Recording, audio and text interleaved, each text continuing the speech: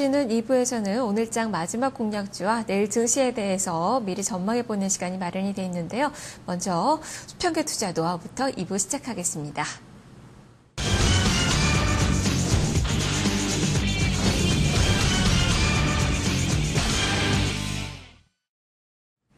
수급 주체들의 평균 단가를 활용해서 전략을 세워보는 시간입니다. 신현식 전문가입니다. 전문가님 안녕하세요.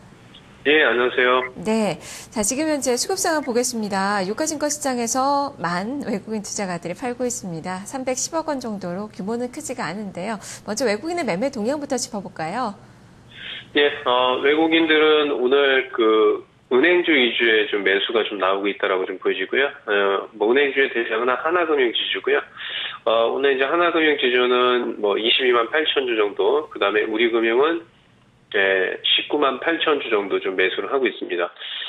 오늘은 이제 제가 말씀을 좀 드리면, 하나금융 지주가 38,700원 정도 올라오게 되면, 그때 우리금융이, 제가 볼 때 한 12,000원 정도 올라올 수 있다, 이렇게 좀 보여져요. 그래서 그때 우리금융을 좀 매도하는 전략이 좋을 것 같고요. 오늘은 우리금융을 좀 보도록 하겠습니다.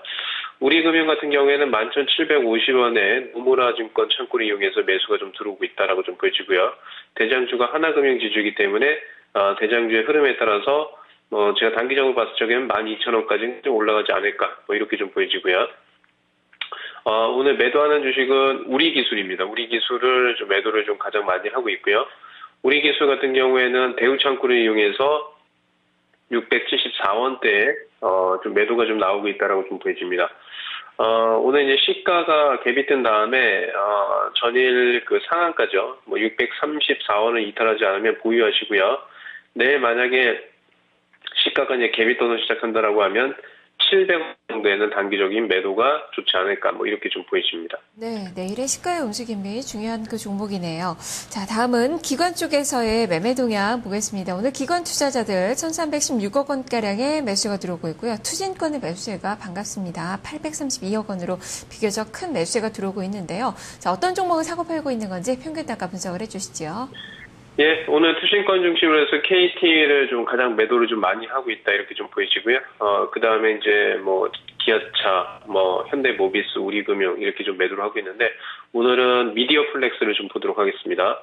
미디어플렉스 같은 경우에 현재 관대에서 투신권 중심으로 해서 48,000원 정도 좀 매도를 하고 있고요. 2,900원 정도, 신한창구를 이용해서의 매도가 좀 나오고 있다라고 좀 보여지고요. 미디어플렉스는, 오늘 매도 의견을 좀 드리도록 하고요. 자, 투신권 중심으로 해서는 SK 하이닉스를 좀 매수를 27만 주, 동부화재 19만 주 정도 좀 매수를 하고 있습니다.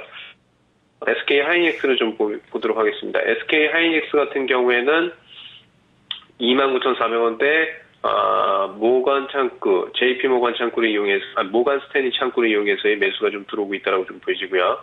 지금과 대해서는 일단은 절반 정도는 좀 매도를 하자라고 좀 보여지고요. 나머지 물량은 3만원까지 좀 보유하는 전략이 좋지 않을까, 이렇게 좀 보여집니다. 네, SK하이닉스는 절반 비중 축소 후에 보유 전략을, 그리고 미디어플렉스 매도의 전략이 제시가 됐네요. 연기금 쪽에서의 매매 동향도 볼까요? 지금 17억 원가량의 매도 물량이 추리가 되고 있는데요. 매매 종목은 어떤 종목입니까?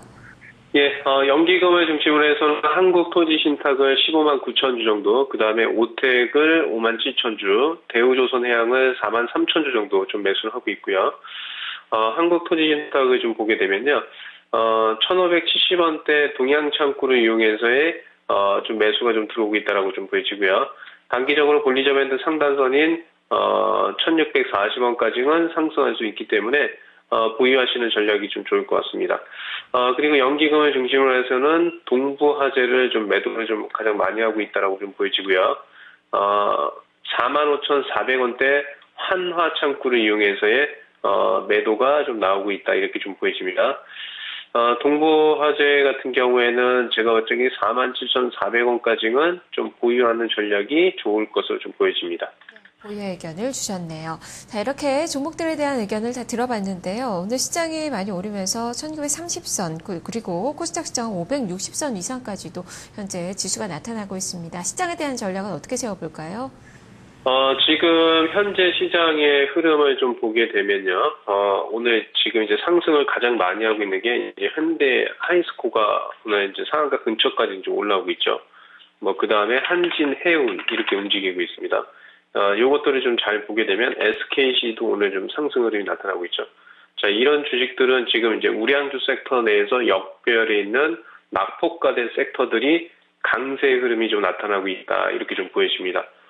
그래서 추후에 저는 이제 지수가 21선인 1940포인트에서 추가 상승 가능성이 높기 때문에 저는 지수는 1960포인트까지 상향 조정을 말씀을 좀 드리고요. 오늘 이제 낙폭이 과대했던 철강이나 SKC 이런 섹터들이 움직일 수 있기 때문에 우량주 섹터에서는 낙폭이 과대한 섹터에서 못 움직였던 섹터들을 좀 찾는 전략이 좋을 것으로 좀 보여지고요. 그런 섹터의 업종들은 건설 섹터가 좀 되지 않나 이렇게 좀 보여집니다. 그래서 특히 이제 코스 과대한데도 불구하고 상승하지 못했기 때문에 돌아서 상승할 가능성이 좀 보여지기 때문에 건설 하락에 좀 관심을 갖고 지수는 1960포인트까지 좀 보시고요.